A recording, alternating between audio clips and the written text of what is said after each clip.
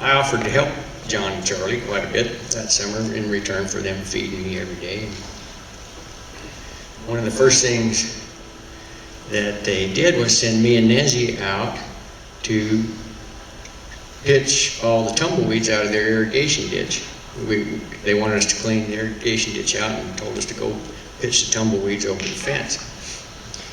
Probably would have been easier for them just to burn the tumbleweeds up, but they were feuding with the neighbor and they let the tumbleweeds to roll down there and get in the neighbor's irrigation ditch.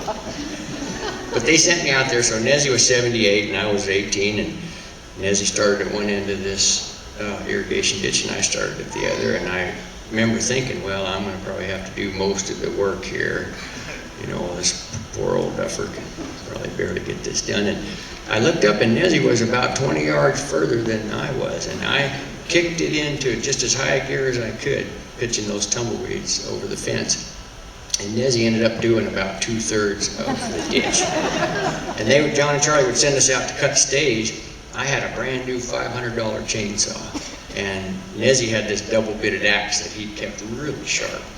And Nezzy could cut more stage with that double-bitted axe than I could with my $500 chainsaw. And I'd ride around and practice my Spanish on him, and we talked about all the things you can talk about on a ranch, but every now and then I would, you know, try to broaden my horizons, and everything was okay as long as I never said anything bad about the United States. If I ever said anything bad about this country, Nezzy would just jerk me up short and he would say, you don't know how lucky you are to get to live in this country and to take for granted, you know, being born here. And I wrote this song thinking about Nezzy at the time. I changed his name and I moved it over to Texas because I didn't want to rat him out. Nezzy wasn't here legally. He had some family below the border down there in Douglas, but he'd spent most of his life up here. But so I changed the names to protect the innocent, but this was really just thinking about Nezzy when I wrote this.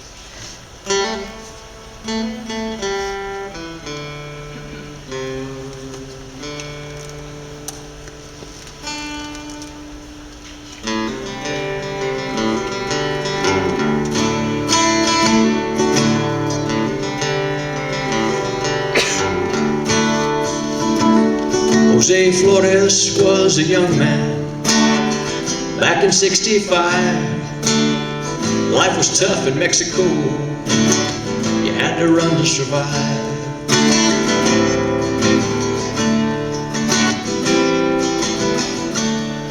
When he swam the river below Juarez, he said goodbye to his wife, promised her he'd be okay, and he promised her he'd write.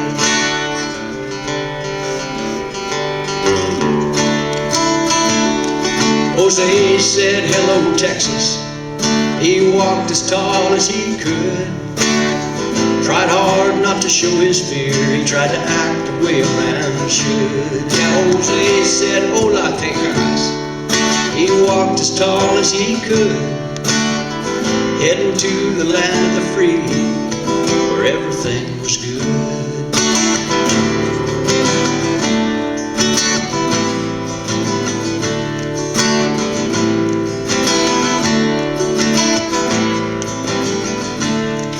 Jose sheared sheep in Midland. He dug ditches up Lubbock Way. Did a lot of things no gringo would, and he sent home all his pay.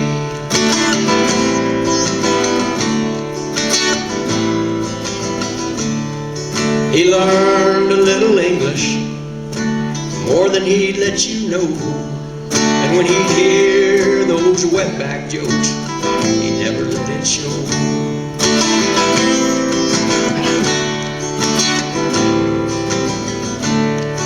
He'd go and see his family every year on Christmas Day, or when the border patrol would haul him home,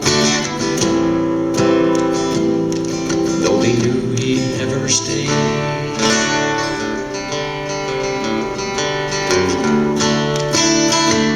See, Jose'd come back to Texas. He'd walk as tall as he could, trying to build a better life, trying to act the way a man should. Now old Zenny come back to Texas. He'd walk as tall as he could, heading to the land of the free, where everything was good.